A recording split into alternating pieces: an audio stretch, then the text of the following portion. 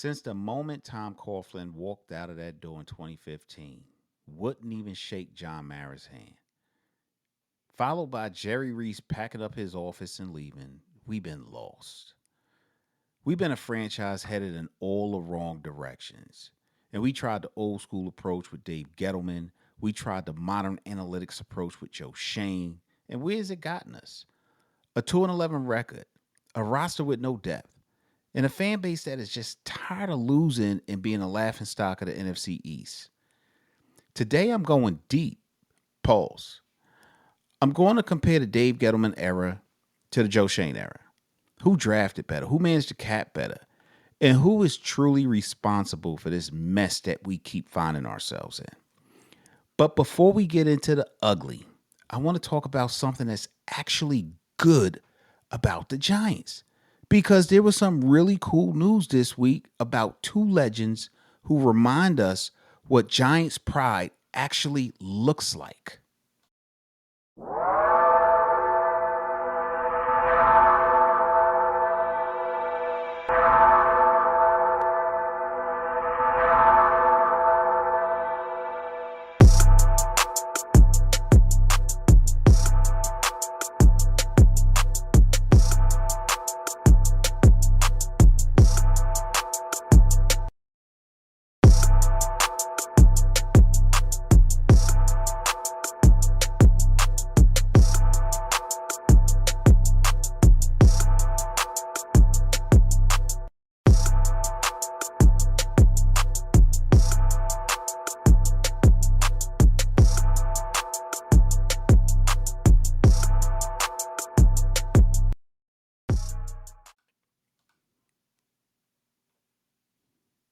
We need to recalibrate real quick.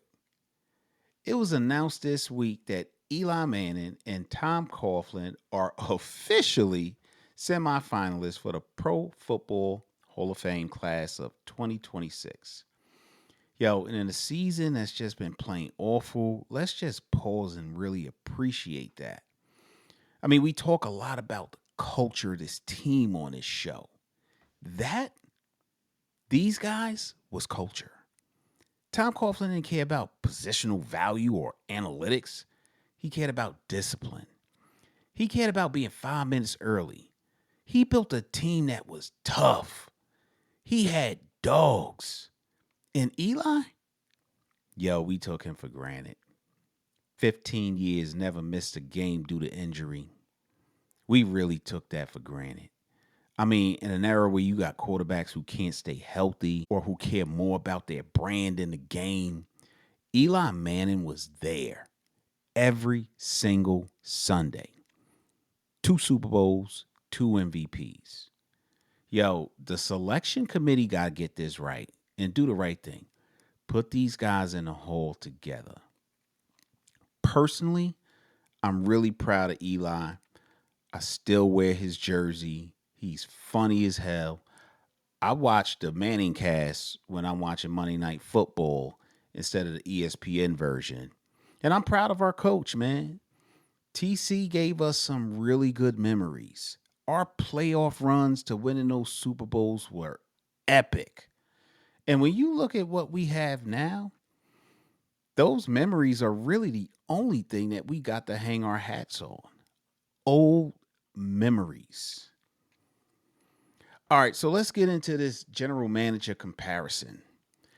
Dave Gettleman versus Joe Schoen. And so many people, they've been making big fusses about how bad Gettleman was. Oh my God, you couldn't turn on any sports talk radio show without them talking about it. But with this current regime, I don't know that Dave Gettleman looks that bad. Or maybe they're just both awful. And it's kind of like that situation where they had to cut off 2 toes and save the foot. Both are bad, right? But at least with one, you only lost 2 toes and you got to keep your foot. I don't know. Maybe it's something like that. But when you look at these two general managers, and let's start with the personnel and free agency decisions that they made. Gettleman's philosophy was really simple. He had to hog Molly, build the trenches, fix the O-line, stop the run approach. And did he fail? Yeah, he failed. He tried, but he absolutely failed. He overpaid veterans. And get ready for some PTSD, y'all. Remember Nate Solder? 4 years, $62 million? dollars? What was he thinking paying that man all that money? He was not a good left tackle in New England. He didn't protect Tom Brady well. What made him think he was going to protect Eli Manning well? He was done. He was a revolving door. He was a disaster. And what about Kenny Galladay? Kenny Galladay did big things in Detroit. He was the 50-50 ball guy. 4 years, $72 million. dollars. Maybe the worst signing in Giants history. He only scored one touchdown over a 2-year span. One touchdown. And that was in a garbage game, week 18, 2023, season's done. Davis Webb threw the touchdown pass to him. Only thing good about it was against the Philadelphia Eagles. But Gettleman, he fell in love with names. He thought name recognition meant we were going to have instant elevation at a position. It didn't work. He tried to buy a locker room. When he left, we had no money, a bad roster, and we're in a deep hole. So let's look at Joe Schoen. He comes in with a scalpel. And he says he's going to fix the cap. And to his credit, he did clear the books, fix the cap in his first year. But then he blew it all up. He gave Daniel Jones a contract, 4 years, $160 million. Even though Gettleman drafted Jones, Schoen paid him. And Schoen looked at 15 games of slightly above average play, got into the playoffs. He played well that year. And then he anchored our franchise to this quarterback who he later determined wasn't the guy. And because he paid Daniel Jones, he couldn't pay Saquon. He couldn't pay Xavier McKinney. I mean, he probably could have if he got really creative with these guys, but he didn't. Instead, he let our best playmaker and one of our best defensive players walk right out the door. That still pisses me off. Now Jones, he out there doing big things in Indianapolis, but at the time when he was here, he was trailing off, and maybe he needed a fresh start in a new town with new teammates, because he out there having a good time, about to go into the playoffs, and he's having the success that he always was capable of having, and good for him. So Gettleman, he lit money on fire with bad free agent signings. And Joe Schoen, he did the same thing by giving Daniel Jones all that money. Pick your poison. But I'd argue the worst part about that whole thing is letting Saquon Barkley go to Philly. That's a sin we ain't ever going to forget. We ain't ever going to forgive him for that anywhere but in a division. Even Mara said it. But he goes to Philly and wins the Super Bowl the next year. It'd be crazy if Daniel Jones wins the Super Bowl this year. Not likely going to happen, but the irony would be crazy. I mean, obviously hindsight is 2020. Who could have known? But it's still on his record. It's still on his record. And when you talk about the draft, this is where things got a little bit different. Gettleman, he's arrogant, old school mentality. He just kind of stuck in his ways. Like, he relied on a methodology that was quickly eroding, particularly in this technological age. Like, he mocked and called them computer folks. But when you look at his first round draft hits, Andrew Thomas, franchise left tackle. Dexter Lawrence, one of the best nose tackles in football. Both of these guys are Pro Bowlers. These are two Hall of Fame caliber players. And Dave Gettleman found them. Yeah, he missed on DeAndre Baker. I still can't believe how that blew up in his face. Gun charges or something, if I remember correctly. And then, oh my God, Kadarius Toney. What a disaster. But he did lay the foundation on both sides of the trenches. He's got two centerpieces on offense and one on defense. What about Joe Schoen? He had two top 7 picks in his first draft. Kayvon Thibodeau and then Evan Neal. Now, Thibodeau ain't a bust. Is he a game wrecker? No, he got a lot of flashes. He's just a little bit inconsistent, but I like him a lot. Evan Neal at 7, at this point, let's be honest, he's a bust. And I really hoped he'd get a shot at guard. Remember Eric Flowers? He was a bust too. They moved him to guard in Washington and he played well. And they had him practicing there in training camp. For some reason, they just like GVR more than they like Evan Neal. Maybe they just over him. Whatever it was, it just didn't work out. And then we also passed on some other better options that we could have taken at right tackle, but we didn't. We drafted a guy who can't block. It was awful. I'll never forget the post-game interview where he was getting a lot of criticism. And he said, "You think I care what people who flipping burgers got to say about my game?" You should have cared, bro. You really should have cared.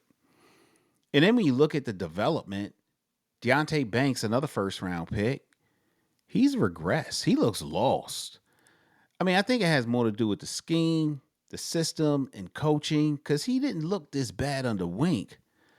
But lately, he hasn't looked good. And Jalen Hyatt, who they traded up for, who Joe Schoen gave up draft capital to acquire, he can't even get on the field. Gettleman's picks, Thomas, Lawrence, they got better.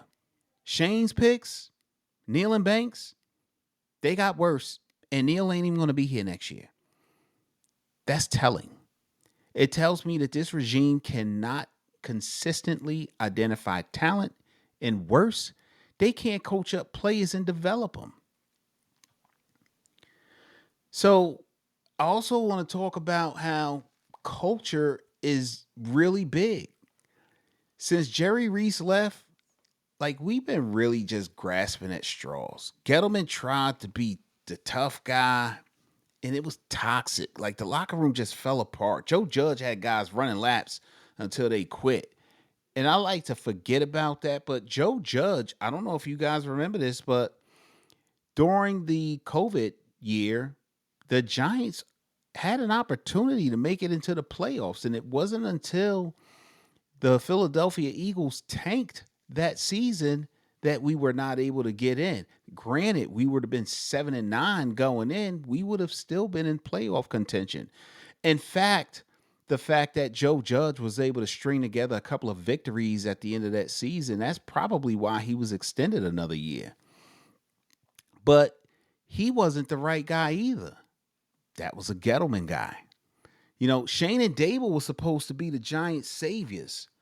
Like they won a playoff game in year 1. And we thought the Giants was back.